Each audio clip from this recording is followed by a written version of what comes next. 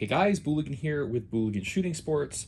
We were sent over a new 3D printer to do an unboxing of, which I absolutely hate, the unboxing process, that is, and also a build and a review. So this is a Geeetech, that's Geeetech Thunder. This is supposed to be a very, very fast printer. So let's go ahead, let's get the box opened up.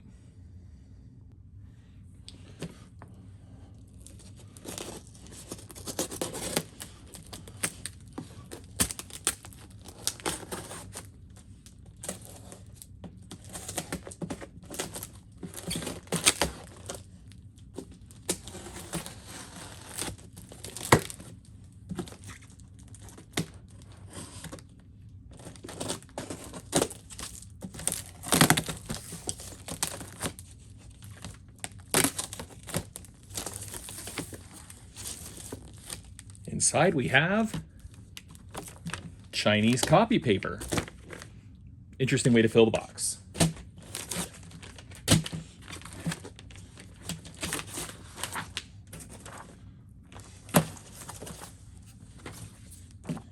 Got a user manual, thank you card, and how to join their Facebook group, and some tips.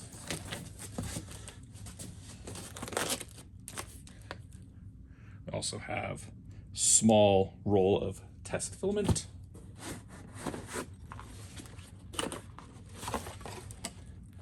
your normal box of tools. Got a 3D touch sensor, which means I'm going to need to install that, all sorts of various parts, and filament mount. Set all that aside. Power cable. Okay, and we can pull this bit of foam out. Let's go ahead and adjust the camera a little bit higher. That's a little bit better. Let's take the foam out.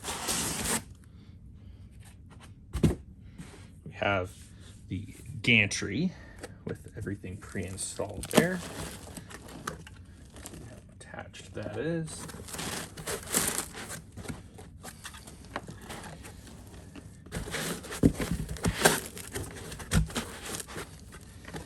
Attached good there.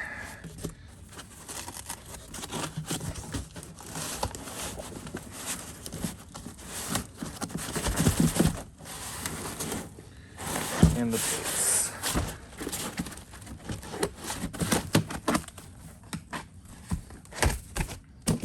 Okay. Now we have the rest of the printer. Let's put it all there. Pull the whole thing out. There you go. Let's go ahead, let's put this on the table, start getting it built. So here we have everything in the box. Got the screen, brackets, all of the tools, power cable. This isn't attached yet, obviously I need to attach it still. I don't do build videos of how to build this thing. That's not my skill set. It doesn't look good when I try. So I'm gonna go ahead and get this thing assembled, and then if I run into any hiccups, we will record those, and then once we have this built, we'll go over it and start doing some test prints. Assembly wasn't too hard. The instructions are pretty good.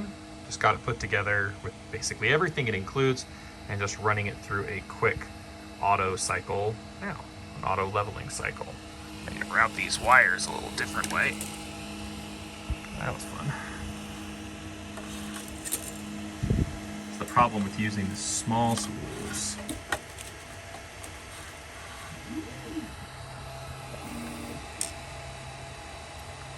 So as part of the installation, you do have to do things like connect the 3D touch sensor. Kind of weird thing about mine. So this is a sort of prototype unit. This is a pre-release unit. And some of the areas, like where the screws screwed in, did show a little bit of marking. So I am assuming that this has been built and tested before me. So we're just gonna kind of see how it does. And, you know, hopefully it's, I'm assuming since this is a unit that has probably already been tested, you know, we'll run a test print on it. And as it's doing its test print, We're gonna go over some of the features of the printer itself, things that I like just in my initial setup, and like some of the cool party tricks of this machine. So we haven't really done any calibration or anything yet. All I've done is just do the basic leveling, which I need to do again because that first layer is just a little bit high. But one thing you'll notice that about this printer is that it is incredibly fast. You can see here its average speed. It's running at 250 millimeters per second.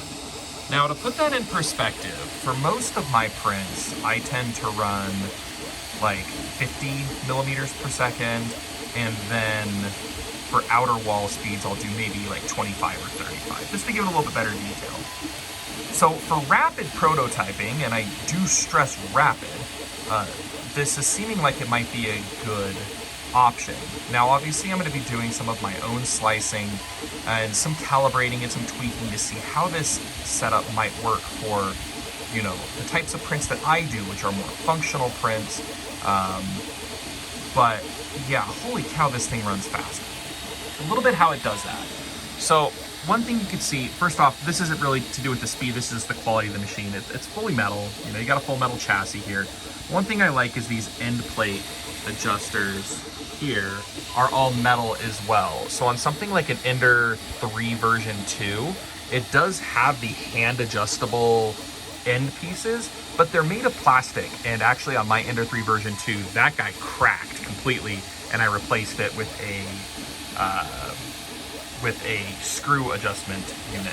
The actual extruder itself there is getting a little bit of stringy with this material. We're running it pretty hot. This is just the preloaded benchy that's in there, and it's setting it, you can see it's at 215 degrees Celsius for just standard PLA. I'm literally running this with everything that they provided out of the box.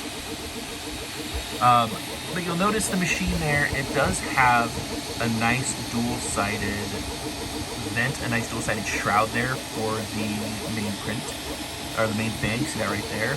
And it's 3D printed, which is kind of interesting. But you'll also notice this big thing on the back. This huge chunk back here is a secondary fan. It's got 2 separate fans in there, and this huge vent to just cool the whole thing.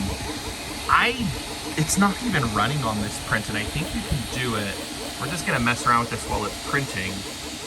I don't know if this will change. We can do auxiliary fan speed. Yeah, that fires that up. So if we wanna run auxiliary fan, yeah, it's breezy over here. So if you really need some additional cooling, there you go. It's probably going to be too loud to be talking over this machine. That's one thing I will note. The fans are loud, especially if you're running those auxiliary fans. We'll run them for this print to see what it does. The fans are very loud because there's a lot of them. The machine itself isn't too loud other than just the fan speed. The steppers seem to be going okay. It has an interesting system out back here. So that's how that axis goes. It's not just a stepper motor attached there. It has this whole double belted setup that sort of is supposed to dampen some of that movement while it's printing. We'll let this guy run, and we'll check back in and see how it ends up doing before doing some more test prints. All right, so this is a 26-minute benchy. It printed at 0.3 level height, which is why it's not the best looking benchy. Bridging looks pretty good except for one little guy right there, one little strand that's hanging.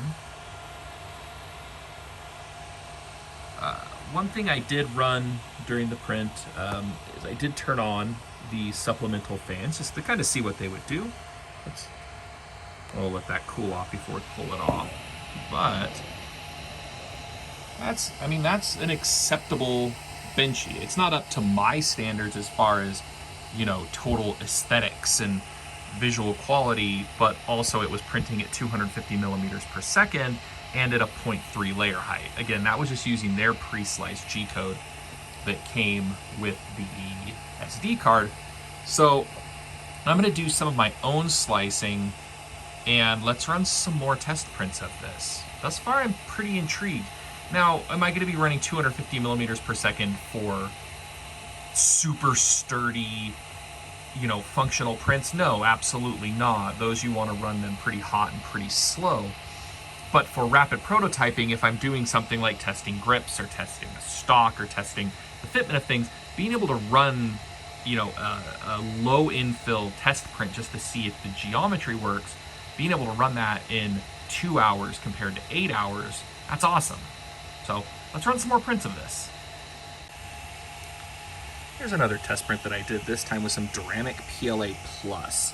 This was printed at 215, and it's a batch print, so it's 3 separate pieces at 100% infill. As you can see, we still need to get some slicing dialed in here. One thing I'm noticing when this prints is because it does have like a longer actual brass nozzle, it tends to keep the filament a lot more molten for longer, and you do get a lot of stringing. So I really need to dial in the retraction settings and kind of figure out what the best settings are when slicing for this. While these most likely would work, they would require a lot of cleanup. I'll just go ahead and reprint them one at a time and see if we can get rid of these stringing issues. So slicing with the Geeetech Thunder does have a little bit of a learning curve, and I've gone through quite a few test prints trying to get my slicer settings just right, but I think I'm pretty close.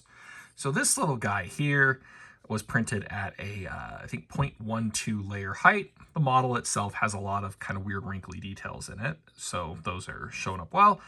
But this printed in like 40 minutes. It does have just a couple of little blobs, small defects here and there, but overall, this is getting pretty close. Thus far, I am really pretty impressed with this machine. Its raw speed is just really hard to beat in a factory machine, especially one that is looking like it's going to cost, sub $400. What will I be using it for?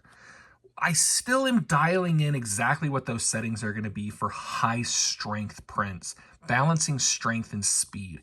Normally when I'm doing high strength prints, so something like, a firearm receiver or a grip or something like that, it's very important, usually go slow and hot. And this kind of goes against that, because normally you're going to be running this pretty hot speeds just to keep it molten, but you're also going to be printing it very, very fast.